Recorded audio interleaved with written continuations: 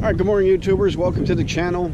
Today is a beautiful morning, Tampa Bay. We're at the Peter O'Knight Airport here on Davis Island, and we wanted to give you kind of a driver's review of the car. We've recently hit about 2,400 miles on it, and so we're past the break-in period, and so going to go over a couple things that I missed on the exterior intro video we did a few weeks ago, and also give you kind of a first-hand perspective on how it drives.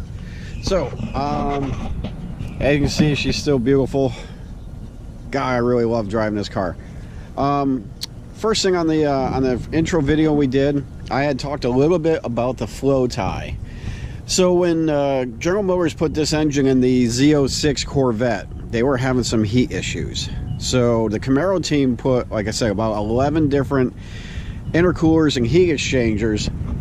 And the reason they made the flow tie hollow instead of the normal Chevy bow tie, the flow tie is hollow so it doesn't block any air.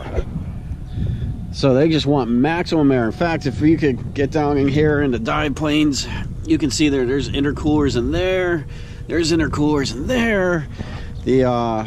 The carbon fiber hood scoop actually helps take the hot air out of the engine compartment. So I can tell you, driving at 2,400 miles, I have this car has held steady at the one current temperature. It looks to be about 185 degrees, and it hasn't moved on. Now, of course, we haven't tracked it yet, so we'll let you know how that's coming. The second thing that's pretty darn cool about this, I don't know, I'll try to get down low so you guys can see, but this has 305/30 R20 rear tires. Those are some very, very wide tires. But when they are cold, by the way, they're the Eagle F1s, but when they're cold, 650 horsepower, you'll break traction real quick. Now let's call it a give back, if you will. There's always a give and take in life, right? One give back, the trunk. All right, the trunk is pretty deep. As Sharon would say, it is a New Jersey trunk. We could put a body in that. I don't know if it kind of comes out on the camera, but we could get in there pretty deep. But the opening of the trunk, we just went to the Sam's yesterday, and we got that big thing of paper towels, and I had to put it in the back seat because I couldn't get through the darn opening of the trunk. Although it could fit in the trunk. Yeah, it could. It had the space to fit in the trunk if you didn't want to smash half the rolls in there, stuffing in there. So it's a give and take. It's not supposed to be our daily driver, but some folks love this car so much they make it their daily driver. And that's one of the things you got to be aware of, is even though the trunk is wide, you can see how those fenders flare out. It's not all trunk space, but yeah, you're not going to get a whole lot of stuff in there. It's the darn opening. So if you need to move a body, you're going to have to just make sure it's dead first, so they don't say ouch as they get pushed in. Yeah, or make them into smaller pieces, I guess. Jersey style. Jersey style. So, all right, let's go take a drive. Let's give you guys kind of a first-hand perspective. First thing to note, so this key fob here, I'm reaching in my pocket to get for you. This is a key fob number 1, and I have the driver's seat set up to that. But the cool thing is you don't need any keys on this. It's all basically RFID, I guess.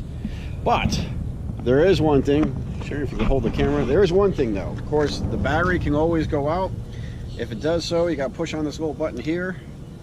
Out pops the key.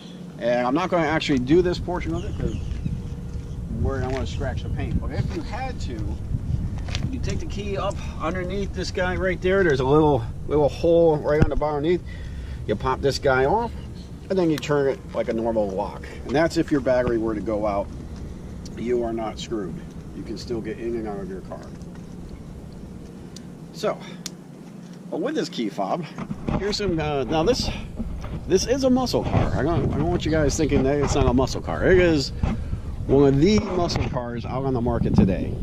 It is awesome. Why would they ever think it's not a muscle car? Because of what I'm about to show them. So when you want to open the door for your lady without using a key, all I gotta do is press the little silver button there, and that just opened both doors for her. Now you'll notice that the window came down.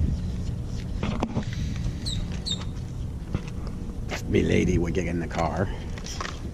So if you notice that this window just came down, now when I go ahead and close it, it go ahead and pops back up. So no differential pressure there. Same thing here. Now this is already unlocked because I unlocked the passenger door first, but down comes the window.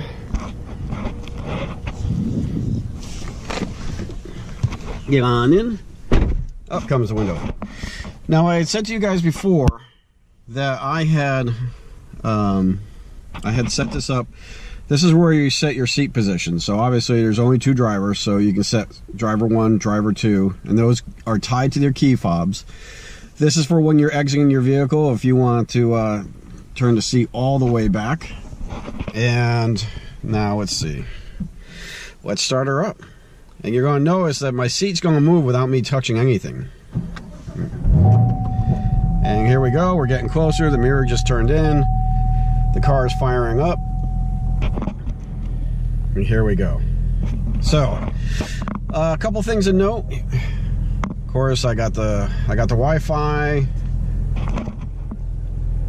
So the infotainment center is booting up. It is a computer, guys, so there's a lot of things that are gonna boot up here in a couple minutes. The information center here, you can pick whatever you want on here. Simply click with your thumb, decide what you want to see. So in this case, I just want general information. I'll go ahead and select that, and now I can scroll through. Trip A, look at that, 19.6 miles per gallon, average speed 42. Well, we got to do something about that. Trip B, my fuel range, 267 more miles to go. 64% of my oil life is remaining. Tire pressure is all good, and a timer. So if I wanted to start, well, I wonder how long it's going to take me to get from here to the Publix. We can use our timer for that. And of course, the speed limit. And you can actually, on that speed limit one, you can actually go in, and we're not going to do it. I could go in and give it an alert that if I'm going faster than the posted speed limit, it'll alert me that I'm going faster than the posted speed limit, but I don't want that thing going off all day long. Performance.